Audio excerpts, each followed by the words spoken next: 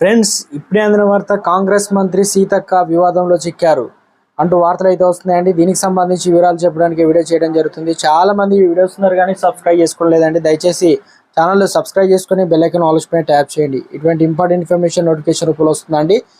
చూస్తున్నారు కానీ లైక్ చేయడం లేదండి. మీరు లైక్ చేయడం వల్ల ఇటువంటి ఇంపార్టెంట్ ఇన్ఫర్మేషన్ అందరికీ తెలుస్తుంది. అధికారంలో వచ్చిన 3 నెలలు కాలేదు కానీ రేవంత్ సర్కారు ఇసుక మాఫియాలో చిక్కుకుంది. పేరు గొప్పలు చెప్పుకునే రేవంత్ రెడ్డి సర్కారు ఇసుక మాఫియాలో అడ్డంగా దొరికిపోయింది. 4 రోజుల కిందట ఏకంగా సీఎం రేవంత్ రెడ్డి ఫోటోలతోనే ఇసుక దందా చేస్తూ బరి తెగించింది ఇసుక మాఫియా.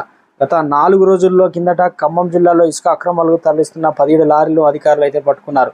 తెలంగాణ ముఖ్యమంత్రి రేవంత్ రెడ్డి బొమ్మ ఉండడం ఇప్పుడు సంచలనంగా మారింది.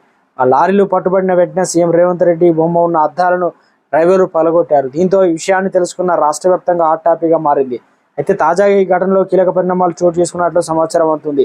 ఈ అక్రమ ఇసుక రవాణా వెనుక రేవంత్ రెడ్డి ప్రభుత్వంలో 2 మంత్రులు పిఏలు ప్రమేయం ఉన్నట్లు తెలుస్తుంది. దీంతో 2 మంత్రులకు చెందిన పిఏలను సస్పెండ్ చేసినట్టు వార్తలు కూడా వస్తున్నాయి. ఇందులో ఖమ్మం జిల్లాకు చెందిన ఓ మంత్రి పిఏ ఉన్నాడని సమాచారం. అలాగే మరొకరు వరంగల్ జిల్లాకు చెందిన మంత్రి సీతక్క పిఏ సుజితారెడ్డి అని తెలుస్తుంది. ఈ సంఘటనపై ఇంకా వివరాలు అయితే తెలియాల్సి అయితే ఉంది.